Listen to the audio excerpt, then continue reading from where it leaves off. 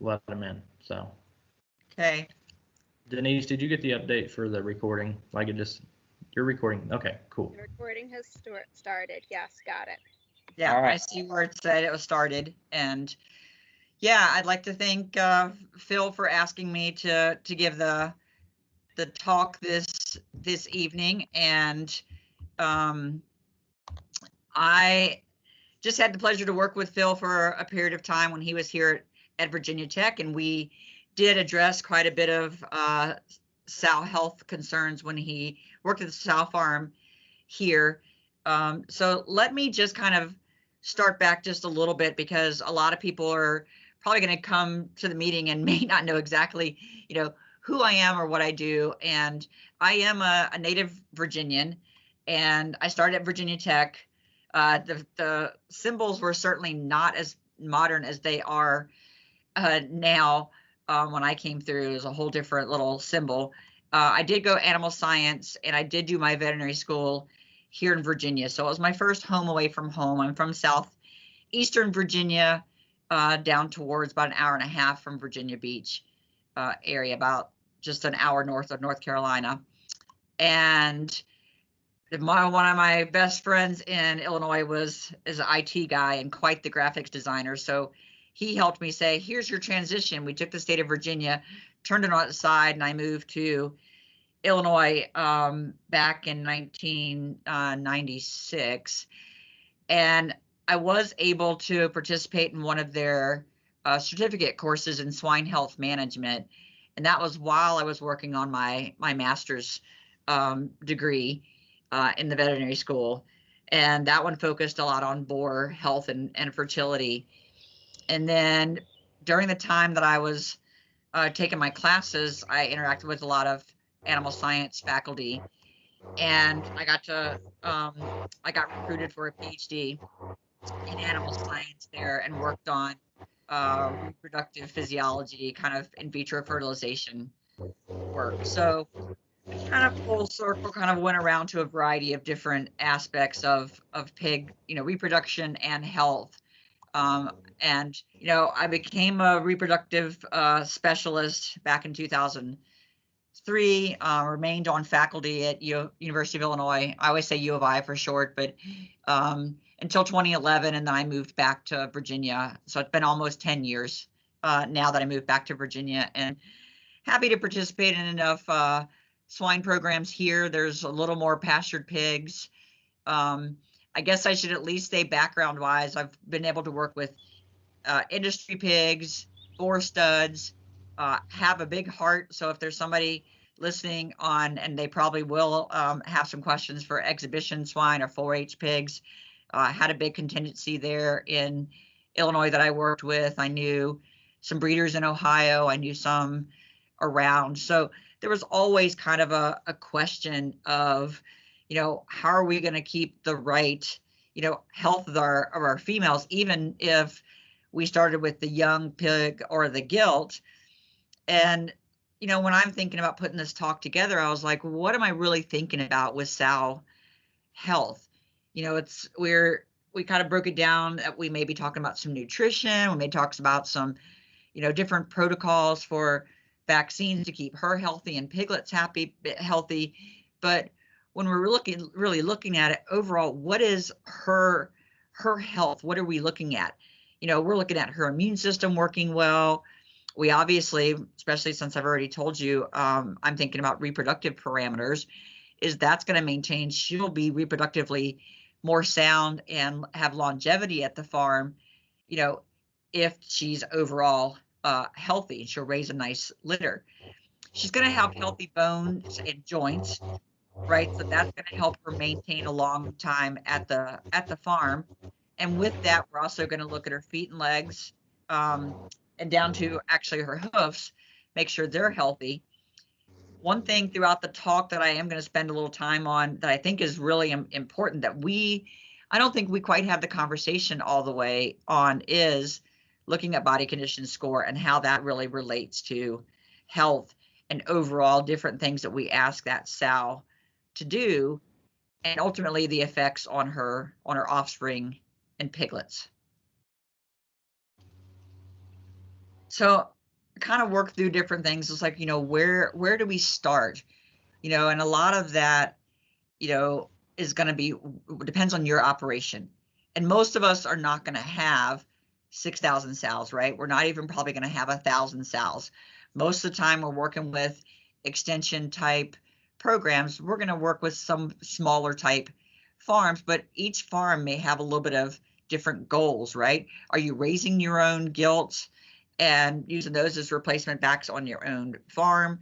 Are you deciding I'm going to purchase some occasionally? Am I going to look for that best show gilt? Am I going to get the top one? Am I going to get the second or third one down? What's our ultimate goal on, how we're producing pigs, but then how we're going to keep her around for, longevity to breed back. So when I'm thinking about where to start and kind of work through, the webinar and the conversation, I was like, do I start back with all the way the piglet? Do I start from there and then move forward? I don't know if I want to start all the way that. Do I go with the gilt that you purchased or bred, or do I start with, somewhere during, a bred female or pre-breeding? And so that was kind of going all through my head, like, where do I start kind of the process for like the conversation? And actually, I kind of thought through maybe starting with like the little pig, and then I was going through. So I went and talked to Jess, our manager, and Phil got an opportunity to work with Jessica when he was here at the VT Swine Center. And we really decided that the gilt probably was our starting point. And that is, she's our younger female before she becomes a sow. We'll turn back around and return back to health of the piglet after that sow's raising that piglet. But we're looking at these gilts and we're going, okay, I want to get a good female that's going to actually be, helping with all the goals on my farm. So when I want to select her, it's going to be a lot of time periods where we're going to look at the breeds and genetics. And because of that breed or the genetics that we're trying to select, we may be working on a variety of different traits for litter size, growth rates. They have the right top line, they have the right feet and legs, they have the right qualities that we're looking for in that female. Is she feminine enough? Is she going to actually produce, what we want her to produce as far as the number of pigs? Is she going to raise those pigs? If we have data on those genetics, or we know that certain breed has those characteristics, okay, that's what we can kind of start with. That's the gilt, that I want. And then we're going to look at her feet and legs, underline and vulva, and then whether she's kind of a, how well she grows. Is it a fast or slow growing? And at that point in time, when she can reach puberty so that we can actually get her pregnant. So I had opportunity, and I know we're going to spend a lot more time on sows, but to get a good sow, you have to actually just spend a little more time, on thinking about the gilt. And, the more modern gilt, I know when I came through school, we certainly didn't have these genetics that grow fast and reach puberty, at heavier weights. They come in faster and they're really heavier. We'd have that smaller gilt that was a little bit, had a little more back fat, and now we're trying to have them leaner. And so sometimes it can be a little challenging for those leaner females to say, how are we going to get that leaner female to actually be a good, prolific, productive sow in the long run? We'd like to keep her for longer than just 1 or 2 farrowings. So that genetic selection, it's a good place to start. Some places you're going to actually have some data based on performance testing methods. So whether you are, selecting your own females, you're going to have some data on what her sire and her dam have done on your farm. Or if you're purchasing semen somewhere, hopefully you've got some data from, that sire line and what it's doing. Or if you're buying those F1 replacement gilts, hopefully they're going to be able to tell you something of, hey, they grow a little faster. They definitely come into puberty at this time. And then when we're looking at a lot of those traits, I always kind of think through, what's our ultimate goal. If we have that gilt that we really want her to be, you know, she's going to be our F1 female, a York or Landrace cross or purebred, you know, whatever you decide on, you know, does she have a good number born alive? Can she actually, you know, wean a large percentage of those? And some point in time when we start talking later about her ability to lactate, what's the 21-day litter weight? Is she actually able to produce enough milk for the litter that she's produced? If we can then cross her, you know, with the right traits on that male side and breed her to, you know, one that has decent amount of feed conversion, get some feed efficiency, get the days to market, so that our offspring are going to grow really well and be able to be sold. But it's a matter of, you know, trying to figure out the right traits, and then whether you end up, you know, doing your pyramid selection, cross those to produce whether you have commercial pigs or whether you're going to end up with purebred pigs. So when you're actually looking at that gilt and trying to think, you know, selection criteria wise, and this is going to help us think about ultimate sow health, is when we look at the musculoskeletal system, what the conformation and structure of the legs are, her overall bone structure, and then just looking at feet and leg soundness. I do remember working with different genetics companies and, you know, working with different clients. You know, they would tell me, well, you know, I used to buy from a certain genetics company, and then I'd find out their feet and legs didn't hold up really well. They, you know, would have weakness in the hips, or we'd have some that actually, you know, either would dislocate their hips or the femoral heads would pop off. And I was like, are you kidding me? And they're like, no, some of them were so weak enough that they just didn't maintain really good conformation over time. Well, that's good information to know if you want some of those gilts to last long term. So it's just something to be able to know, oh, those one genetics, you know, those don't work out really well. Or, hey, you really want to buy this Central State number 22 gilt, you know, or something like that, that, oh, she has really good feet and legs. She stands the whole system. You know, she does well on concrete. She lays down, she has her pigs. We ferret her out, you know, we wean her, she comes back in and she maintains for multiple parities. And you go, great, love that, you know, but you want to make sure that she holds up through a production system. And the goals are on different, you know, producers is, are you going to have them in a traditional pig production system where they're going to be in concrete slabs, or what type of flooring they're going to be on, versus, nope, we're going to do a non-traditional and we're going to be out in a pasture setting. And that's going to kind of matter to what we're selecting those females for. And then, you know, near and dear to my heart is, you know, when do they reach puberty? And then other reproductive parameters is looking at, you know, the vulvas, the underlines, you know, all those different selection criteria for being able to say they're reproductively sound.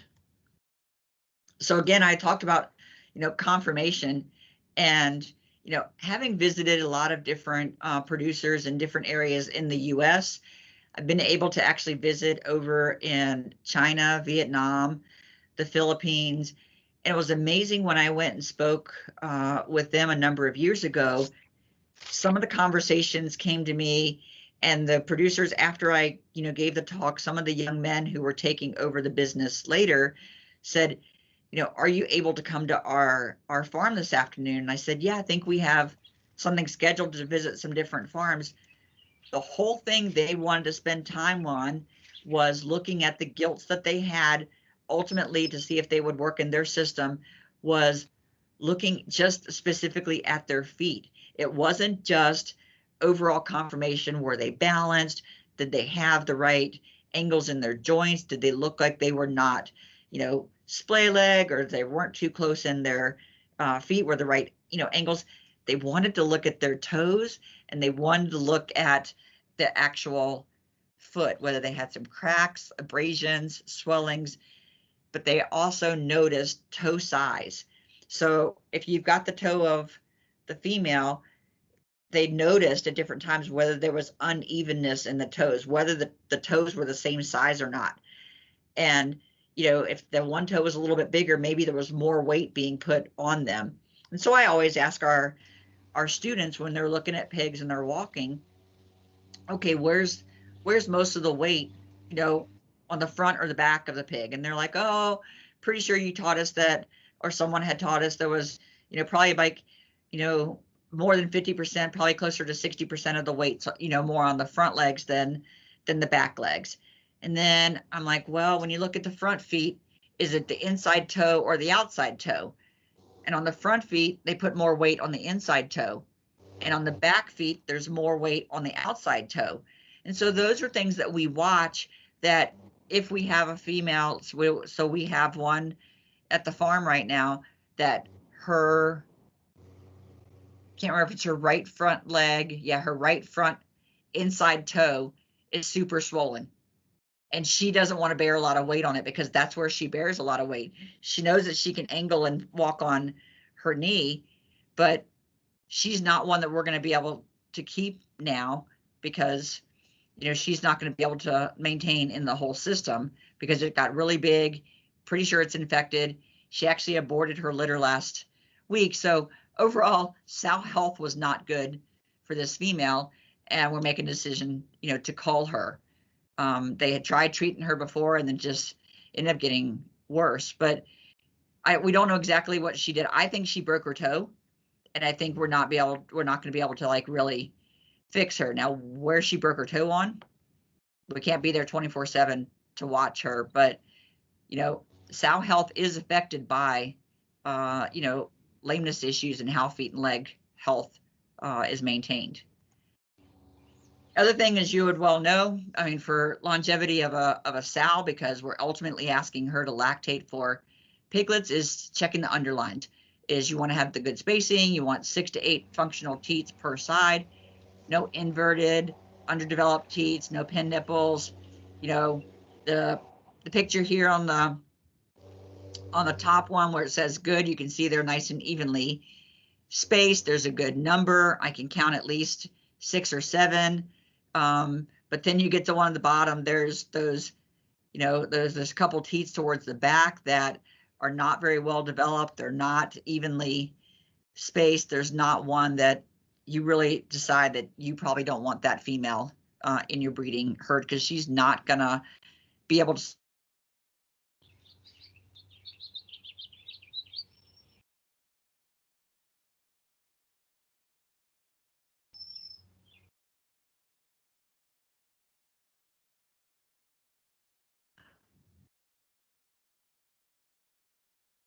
Are we still there?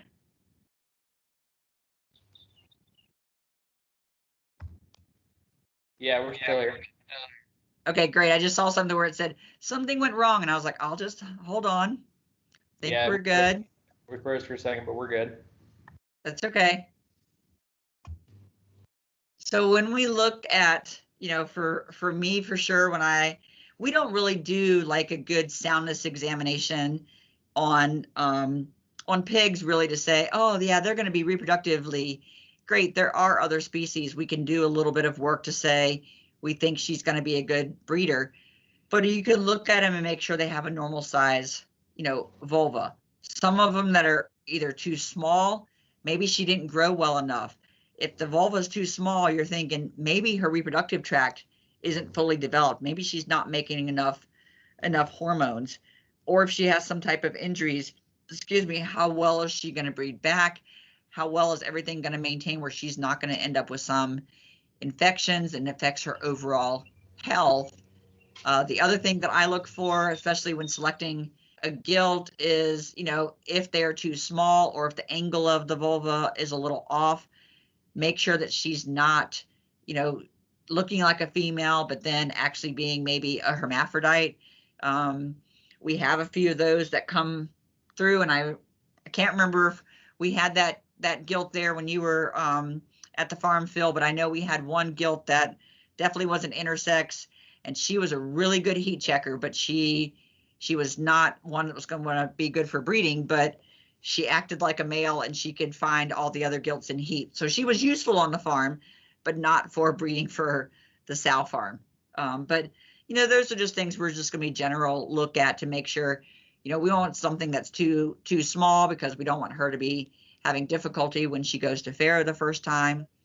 Just a variety of characteristics you want to look at. So, you know, in general, just to try to get those females into now transitioning, you know, into thinking about making them a sow, you know, let's get the gilts, you know, coming into puberty. And we usually think, you know, 6 months or so. And that's, you know, I've always thought of puberty being 2/3 of their mature, you know, body weight. And pigs can keep growing, you know, until they're up to 1.5 or 2 years of age. And so, you know, when they farrow the first time, you're like, okay, well, that's 400 pounds. I haven't done really the math of 2/3 of 400, but you know, it's kind of one of those things that you're like, well, I want to breed her by the time she's 280, 300, right? So, so 264 is 2/3 of the mature body weight. So that kind of runs in our range when we're like in, okay, 225, 250. We're going to select them a little bit before then, right? 4 or 5 months of age, and monitor, make sure they're growing well, and we're going to make sure we monitor their body condition. So at that point in time, do you want to keep them on full ad lib feed? Well, that depends on how well they're growing, right? I mean, hopefully they're going to be at a pretty good weight, because normally by what, 26 weeks of age or so, we're going to be sending them to market. And so hopefully they're in that 280, 300 range, or whatever, you know, market weight that somebody's planning to send them to. So by 4 or 5 months up to 6 months, hopefully they're going to be in that 250, 260 range. But I don't want to do too much to give them ad lib. We actually need to take them off to the side, really monitor how those girls are growing, because we don't want a gilt to be too fat when we're breeding her. So this is where I think we actually don't probably spend enough time, and I'm not a nutritionist, so I'll probably say that multiple times during this webinar, that, you know, we learn how to feed sows. I think the nutrition people have done a fabulous job balancing a lot of and formulating diets, but there are still people who formulate their own diets at home, and generally it's at least some type of corn, soybean meal diet, and whether they add some trace minerals, how they mix it. We get bags of this, and then especially if you're going to go into somewhere where you're like, oh, I'm going to add my magic supplemental mix, that's fine. You know, it's whatever gives you that little extra edge with your sows. But in general, you know, once you get to finisher stage and into selecting your gilts, you know, somewhere in there, a big scoop of that you're going to have at the farm is somewhere around, you know, 4 to 6 pounds, or average 5 pounds per, you know, female per day. We're going to notice when they actually go through their different systems, and we're going to talk about the gestating sow or gestating female versus the lactating female. But the fact that they can almost triple, especially during lactation, triple what they eat, you know, it does matter when we have to keep an eye on their body condition score. So whether that's pre-breeding, pre-farrowing, post-weaning, and that's again pre-breeding, there's just a lot of times that we have some checkpoints that we really need to check on that female. I think everyone can agree that when you look at the body condition score, a 1 is way too thin, a 5 is way too fat. We've spent way too much money on her. She's eaten too much of our feed. She's not going to be a productive female. Somewhere in there, we want to average on 3s, but then sometimes we have a little bit of variance where it goes down to 10, 2 sometimes, where she gets a little thinner, and then 4s get a little bit on the fat end. So how can we adjust them? We know that losing weight's a little bit tougher than putting weight on, but it's a matter of what stage of production that we're in, of whether we're going to drop more weight or put some more on. So I know as I was, you know, preparing this talk, I really started thinking about how much I probably will spend way more time now when I go out to the farm. I've really felt like I usually did before, but I will pay a lot more attention to body condition scoring than I did previously. Just really trying to look at that overall health of that female and what it means, you know, of where she is in her stage and what we really can try to do. And that opens up conversations, you know, when I'm with our students out at the farm, if we're at the producer at their place, you know, how we're feeding, what we're feeding, you know, what we're trying to accomplish to keep that sow healthy. So kind of still keeping with the GILT, you still have to consider the genetics of that female when you're looking at her body condition score. For me, you know, I came along and we were on a lot of crossbred GILTs, but then when I went and started looking at the purebreds, it's like, okay, well, depending on different Hampshire breeds, they're not quite as long as if you're looking next to, you know, a landrace. They're sometimes a little bit shorter, a little bit more, I feel like they get a little bit more you know, conditioning on them sometimes, as opposed to our landrace female. So there's sometimes a little nuance on like how you feed those. You know, Phil could have genetics that all of a sudden he tells me they're fast growing. We have a little bit of, you know, there's a 1/16 Pietrin in there or something where they're really super lean and they can grow super fast. So that kind of matters. Like, oh, they're those genetics that it's really tough to put weight on them. Great. We have to consider that when we're looking on how we're gonna evaluate that female and then target to feed her, and then where we're gonna breed her. So looking at some articles that I was trying to put together and get a good, you know, information on, say, okay, what's the literature saying? And they say, okay, we target breeding our GILTs somewhere around, you know, roughly like 300 pounds. And that is all going to be a little dependent on different genetics, but we would like to have at least one recorded, you know, estrus, right? Because if we go at least one, maybe even two, by the time we get out to 8 months, probably not all the way out to 10 months, but, you know, an 8-month-old GILT, maybe she cycled a couple times. Well, that's going to increase the number, you know, of ovulations and ultimate litter size. It's also going to give her a little more time to grow, produce that she's actually cycling really well. And then it's easier for us to say, well, she's cycling. We've been watching her. We ought to be able to then work on getting her pregnant and then move her to the next stage of her production. We don't really want to make her overweight at breeding, right? So it's nice to get her a nice conditioned female, but we don't want to make her fat. And it's not just the obvious, you know, oh, we just don't want to spend a lot of extra money on her fat. There's a variety of things that if she's too fat, it can affect her feet and legs, her ability to later on, how well she's going to do for eating and do feed intake later on for lactation. It's going to affect mammary development, ultimately lactation. It may or may not affect, with all of those different factors, whether she's going to be able to breed back. So ultimately, you'd want to go a little more on the ideal body weight and maybe a little less than having her way too fat, because you just want to make sure longevity wise, you know, we just err on just keeping her just not skinny, but just a little bit leaner, not too fat. The other thing too is just there's just a variety of things that we'll talk about when she gets into gestation, that if she starts off fat and then we want her to gain weight during gestation, well, we don't want to create more problems by the time she goes into farrowing and then lactation. So, and I think most of the obvious times is we just don't want to spend, you know, 60% of our operating costs is feed, but we still need to watch her as far as, you know, feet and legs and overall just kind of health. We just don't want her to be overweight.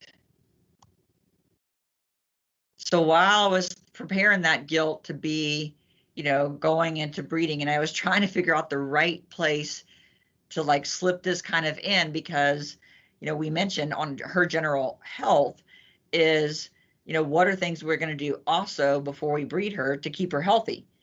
So there are vaccination programs, and this generally at most places that I've worked at, We've always done some pre-breeding vaccinations, and it covers parvovirus, leptospira, and there's 5 to 6 serovars. And for the longest time, I think we always used one of the products that had 5 serovars in there. And then I'm trying to remember, it's probably been at least 15 plus years ago now that Bratislava became one of the serovars that we were concerned about for potential abortions. And so that was added into different ones of the pre-breeding vaccines. And so not every operation uses it. I would only really recommend it if there was a problem and you felt like, oh, we needed that extra serovar. I still think we just go with the tried and true regular 5 serovars, unless it kind of started in some of the warmer states like Texas and around, and we did change. We did have some Bratislava cases when I was in Illinois, and we changed and went ahead to one that had that Bratislava in there. Having conversations with a veterinarian who is a small animal veterinarian coming and studying large animal reproduction with me this coming week, we had a variety of conversations about erysipelathrix and the fact that is pretty much still just around with pigs, and it can cause some abortion problems just from a septicemia. So the parvovirus and leptospira are primary abortifacient, or ones that will cause some disruption in pregnancy in the pig. So we vaccinate pre-breeding so that we can prevent any type of infertility or abortions. And in most programs, it's at least 3 to 5 weeks apart, with the last one being 2 weeks prior to breeding. And that is for the female that's never been vaccinated before.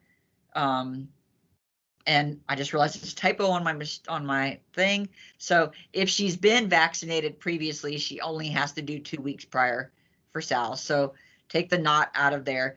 It should be on the first one.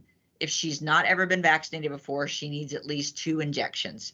If she's been vaccinated before, then she only has to get 1, and that's at least a couple weeks prior to breeding. Hate it when you're doing a presentation, you realize you have a typo. Sorry about that. So we're we can maintain their health. Then hopefully we've found her in estrus, we bred her appropriately, and this is after we've already made sure that we got some vaccines in there. So we're like, great, we did some pregnancy checks, and great, she's pregnant. We're doing a fabulous job. So early on, it's like, okay, we selected her. She's not too overweight. She's pretty good shape. We wanted to be pregnant. Did we start just slamming the feed at her? No, we said, okay, let's maintain her growth. She's a gilt. She's still trying to grow. She does have this little litter that's starting to grow into her. But for the first 30 days, she's not going to know any different right off, right? She's just going to do her normal, trying to grow. She may have some different demands on her, but not really from that growing litter. From about 30 to 75 days, we can still maintain her, adjust the, body condition score as we need to. As we monitor her, is she starting to put on just a little too much weight, or did she not put on as much as we wanted to? So we can kind of tweak her a little here and there, but she's not going to probably need a lot of tweaking during that time. So the overall goal is, especially for a gilt, we're going to plan she's going to gain 120 to 130 pounds during gestation, including the litter. So that's up to like about 75 days, which, is somewhere close to, halfway of gestation. That last part of gestation, she's going to start to get a bigger belly. It's going to start to belly down, but then we're going to watch her. We're not going to increase her feed a lot then. We're going to watch her and see if we need to increase a little bit here and there. The time that we can really tweak her and increase her feed a bit more is somewhere in those last few weeks of gestation. The babies are growing a lot. They may be pulling on her where she's not gaining quite enough. So we may have to add a 1.5 to 2 pounds per day more in those last few weeks. Not last few months, but few weeks. I mean, granted, they're only close to 4 months gestation anyway, right? But we're not going to put her on 6 weeks of, let's increase that feed 2 pounds a day. So now she's eating 7 pounds a day. Again, we don't want to get her overweight or too overly fat, but we want to make sure that she comes in with the right body condition score before she's going to farrow, because as we're knowing that gestation has a lot of metabolic demands, if we thought those were a lot of demands on that female, wait until we get to lactation. Lactation is going to blow them out of the water for how much demands that we're going to need on that female. So we don't want to make the gilt overweight during gestation. Okay, so we really kind of want to watch her, tweak her. And as much as I'm sure a lot of people didn't like gestation crates did allow us to give a little more individual attention to that female. We could watch her, she could feed her a little bit more. It can be a little bit tougher sometimes in pen gestation, right? Because as you look, there's sometimes a variability in size, or you get that boss sow that she eats all the feed and the other ones don't get quite enough. But ultimately, if they're a little overweight, it can have a negative impact on mammary development. And if you get a lot of fat that infiltrates within that mammary gland, it's not going to become a really good productive mammary gland for producing milk. And so we're going to have reduced lactation and milk production. Additionally, and this was most interesting because I think I have probably read more about nutrition in the last few weeks than I have in a really long time, was really thinking about if you feed them a lot and make them overweight during gestation, it actually at some point in time, it decreases their feed intake during lactation. And I still think, wow, you know, if she ate a lot during gestation, she should be used to just eating a little bit more. So it should go in there. But I think a lot of it's because if she's a little overweight, she's not going to feel like eating as much with all the different demands that she has when she goes into lactation. So inherently, like, it can just affect how much she eats. And we need her feed intake to be pretty high during lactation because her demands are really high.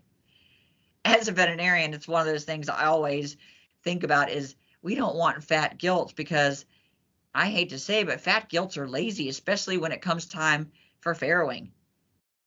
They're not in shape. They need to be a little bit fit to be able to go into labor and actually deliver those piglets. And the other thing too, if they're a little fatter, then it just depends. Sometimes they have a little fat within their vaginal canal. Maybe they just aren't going to dilate well enough. There's more chances for dystocias. You know, we're going to have to pull piglets. They're going to just give up. And all of this affects the, longevity of that gilt becoming a sow and keeping that sow in your farm for a long period of time. And our goal, hopefully, is if you have that female, you don't just want a one and done, right? You want her to be able to produce and take care of litters, multiple litters. So as I was thinking about the transition from that gestating female to the lactating sow, that lactating sow, she needs energy, way high more energy than when she's gestating. So we need to have her eat more, right? So it's like, okay, work hard, eat hard, get some more nutrient concentrations in there. She is becoming the ultimate athlete. I think that's always the funniest thing when I talk to different students about like our dairy cow, which was what we're doing right now. She's becoming the dairy sow, right? She's going to go in there and we're like, we want her to be a high producing milk machine. And you go, wow, that takes energy. And sometimes she can't eat enough sometimes to make the energy. So she'll mobilize some of the nutrients off of her body tissues. So she looks pretty decent coming in, but she starts to mobilize some of the fat stores to produce the energy so that she can actually lactate. Well, then she doesn't have enough stores. So then sometimes we go from breaking down body fat, which is the whole ultimate, I guess now I can always say the sow definitely is not one that we put on the poster child for the keto diet. I always tell the students when I'm talking about dairy cows and how difficult it is for dairy cows to get rebred, it's because they just don't have any energy for everything else. They're just putting it all into making milk. Well, our sows are trying to do that, and if they don't have enough food going in, well, it's going to break down some of their tissues, and fat's the first one.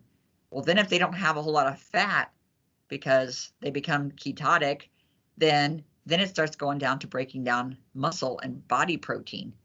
Well, we don't want that ultimately for our females, right? Because then we have decreased sow productivity. We don't want that at all. We want to make sure that those females have enough fat stores to help, and that we've kept her in a spot where she can actually keep eating well enough and increase her feed intake as we need her to. And so factors that do affect intake is for parity. Those first-time females are really freaking out, right? It's the first time they've had a litter. They're nervous about everything. They're not eating well. They're growing. But as they get older and everything, has kind of normalized a little bit in their life, feed intake does increase over time and over parity.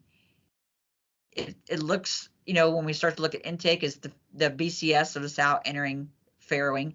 So we already said if she's overweight coming in, it does decrease overall feed intake. So I don't know if we make her just a little bit skinnier, keep her hungry, make her hungry, make sure that she can start, eating more, so that hopefully that helps meet the demands for how much she's lactating.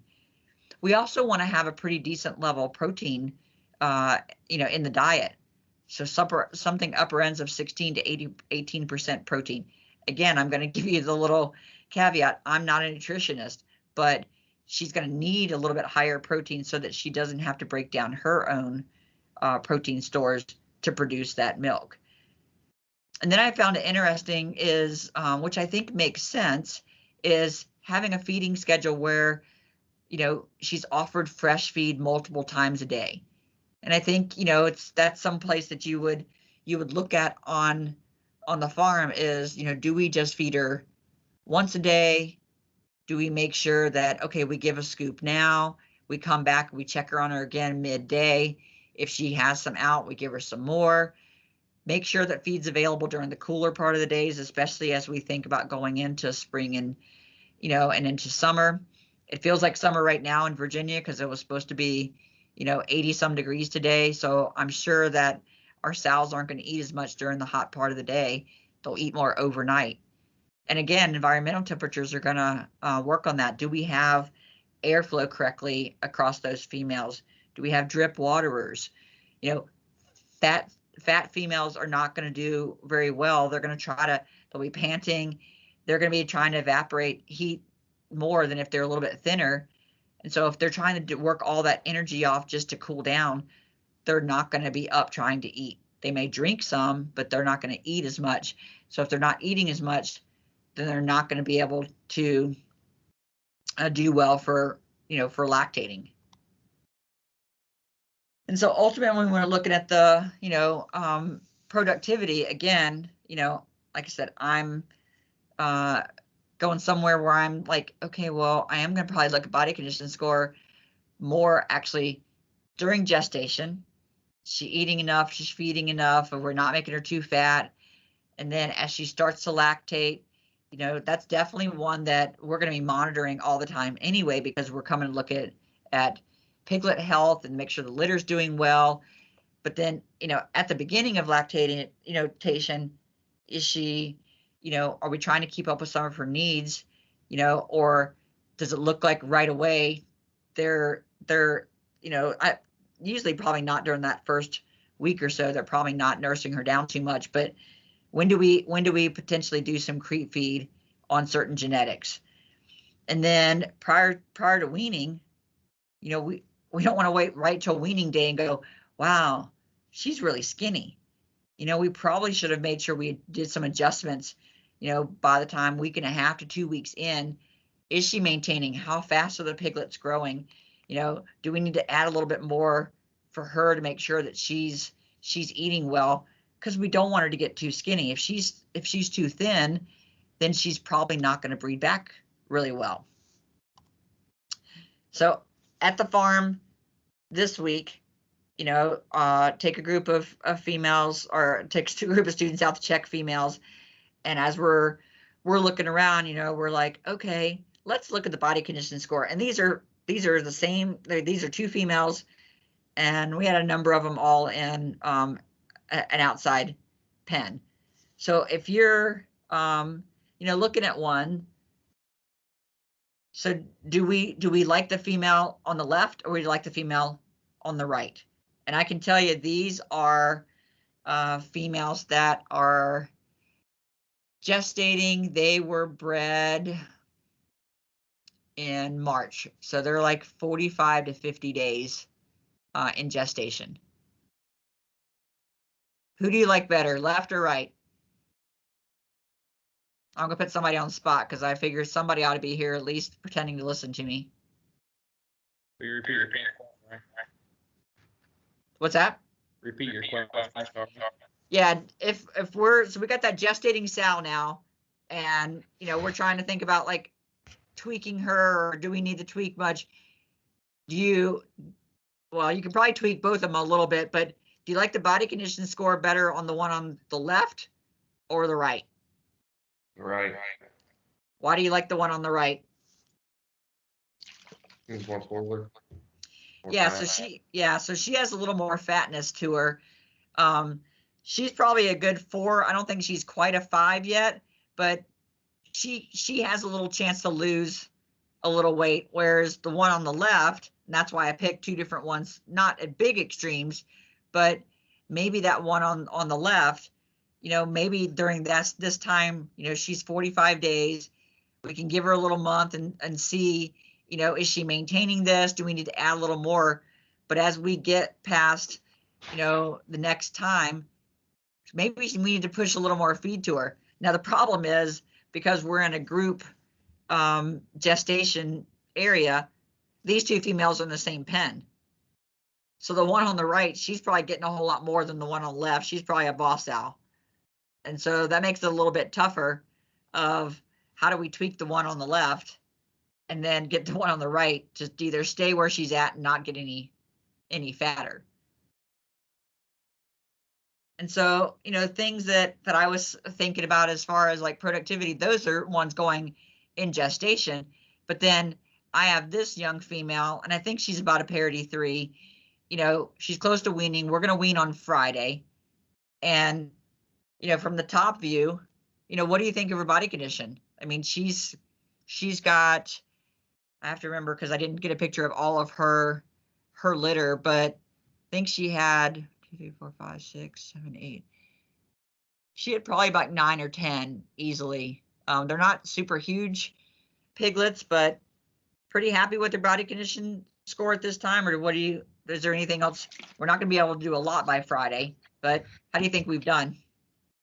Pretty good. Yeah, she looks good. I agree. I think she doesn't look too awful bad. And she, you know, she's a good female that she's got some York in her. And I think she probably has a little bit of Landrace. One thing that I want to always kind of keep an eye on and watch is this is her from the side. And so she has it on this side, not the other side. She's just starting just that small amount of like a shoulder sore. So I think we're going to be good by the time we get her out in Friday, that she just started to lose a little bit just over her shoulders.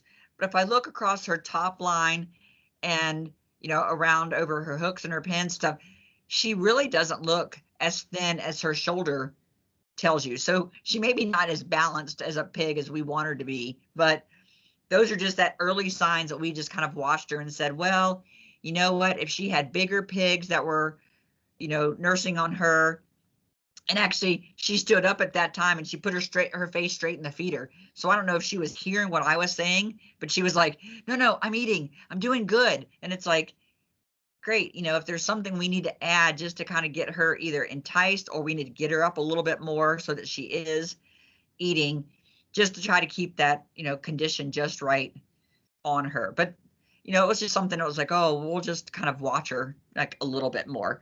So again, we never want to get those shoulder sores to be anything, you know, this bad. I know out in the industry, we still don't have a treatment or a cure for this, but, you know, the only way you can kind of really treat these is to put weight back on these females and get them back to a decent health, you know, but it sometimes takes a little bit of extra effort or separating her off. You know, so we really want to kind of watch on her body condition score so we never actually get to this point. But sometimes I've seen some of the genetics that just, you know, they're a little bit more predisposed because of their angularity. They're just not, they're just leaner, the animals, they're just not super fat. But we want to make sure that we maintain those females. So I'm thinking about, okay, we're weaning them this Friday. Everybody looks like they're in pretty decent shape. There's probably, I think there may be, you know, there's a couple of big sows in there. There's one that she's 6th or 7th parity, and she still looks pretty good shape, and she's around 6th or 7th parity because guess what? She raises a litter and she comes back and she shows estrus within the next week, and we can get her bred. And I put on there, we want them bred within 1 to 2 estrus cycles. We actually really want that wean to service interval.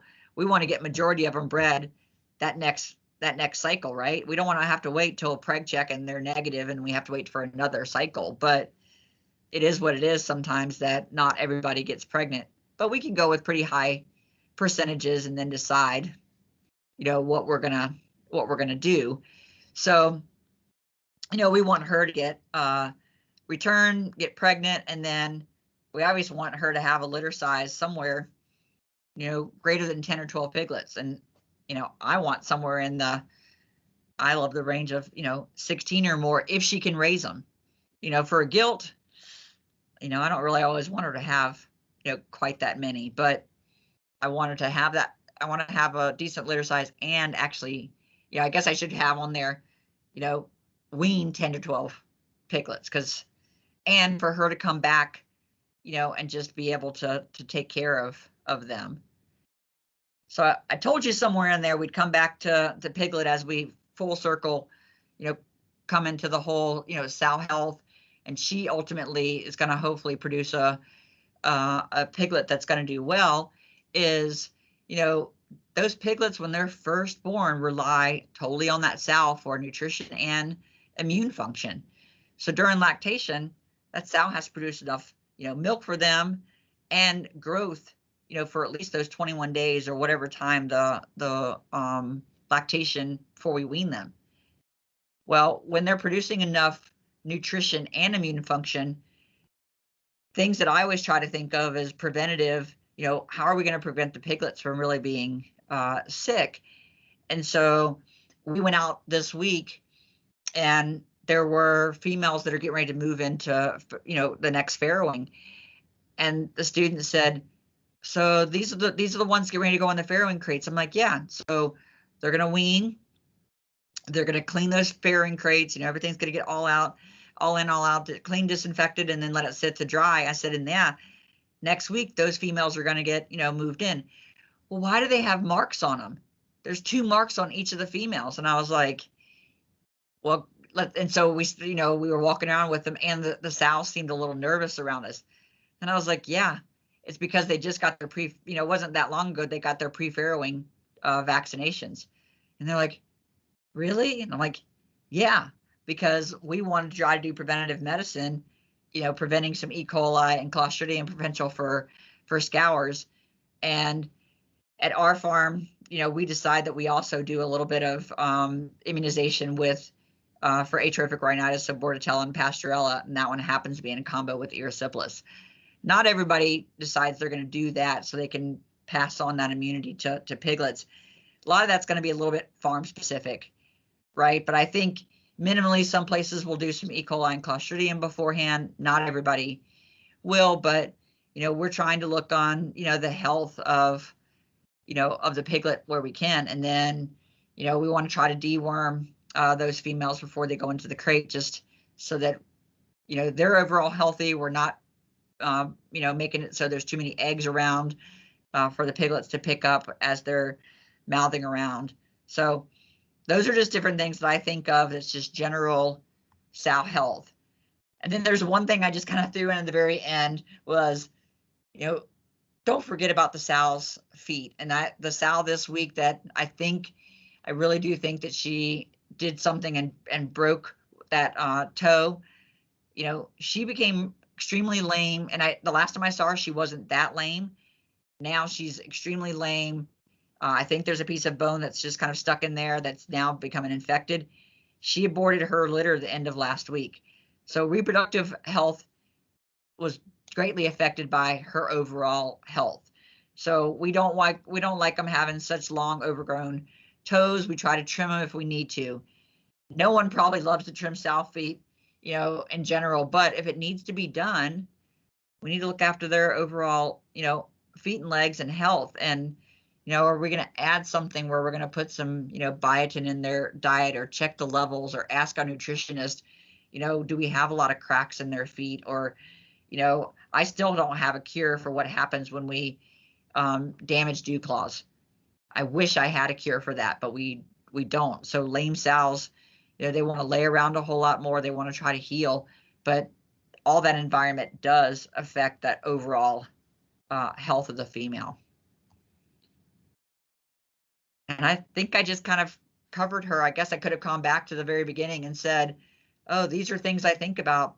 You know, I hope I covered all the different parts of that sow, but, you know, I'm sure I didn't even cover some things that maybe you had questions on, but I'll be more than happy to answer those.